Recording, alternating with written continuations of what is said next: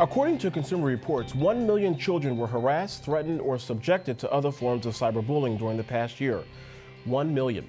Hello, everyone, and welcome to Comcast Newsmakers. I'm Robert Trainum, and I'm joined by Daniel Puder, founder of My Life, My Power, an anti-bullying and youth development organization. Daniel, welcome to the program. Thanks for having me today. That's a pretty high number. 1 million individuals were cyberbullied last year. I honestly think there's more. You know, maybe there's not as much reports. Sure. But it's crazy to be able to see how kids are treating each other online now. Why do you think that's the case? Do you believe it's because it's easy to do? Do you believe that it's because perhaps a lot of people can hide behind their quote-unquote handle or identity, so it's not real in many ways? When you really break it down, I think it comes down to fulfillment, purpose, and self-esteem. Really? Kids have less purpose in life. They're not being driven to work hard as much. They take more for granted. They have less self-esteem. You know, they're trying to buy the new clothes, the new this, to be the cool person. But that's not really what makes you cool or feel good. It's having like great relationships with friends and family. And fulfillment, you know, they need to be more fulfilled. They need to figure out what they love to do in life, what they're good at, and be driven towards that. It sounds like this may be a societal problem. It sounds like perhaps maybe when you take a look at the social fabric of this country and who we are as a people, are we ourselves to blame for this?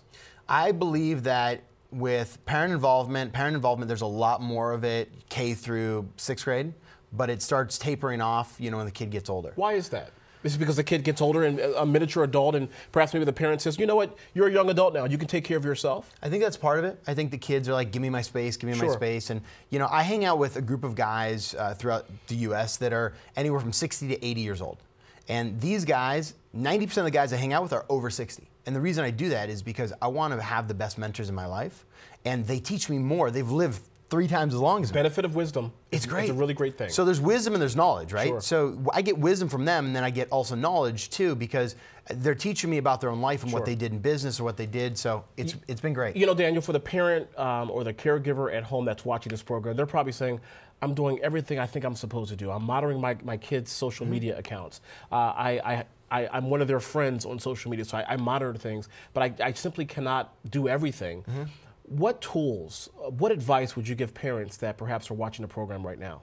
So just to let them know, they can go to mylifemypower.org, and we have a bunch of tools on there. Oh, good. Number 2, they can change their approach a little bit. What we've been doing is we've been taking kids, and instead of telling them what they have to do, we ask them what they want, for instance, in a mentor, or what they want in a job, and then saying, hey, you want to be this?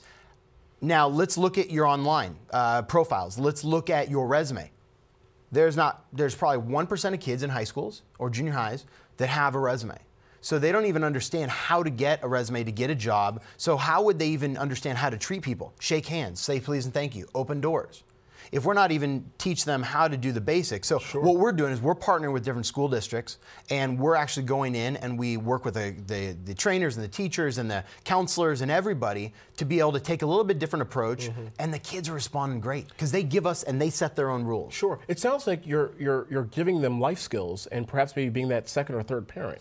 We're giving them life skills, but we're also partnering them with their parents. We're giving the parents more fulfillment and purpose. We just launched our phone calls that we have celebrities calling parents, because I'm finding that the only phone call they get right now is your son or daughter hasn't come to school, or we need a conference because they're not doing well in school.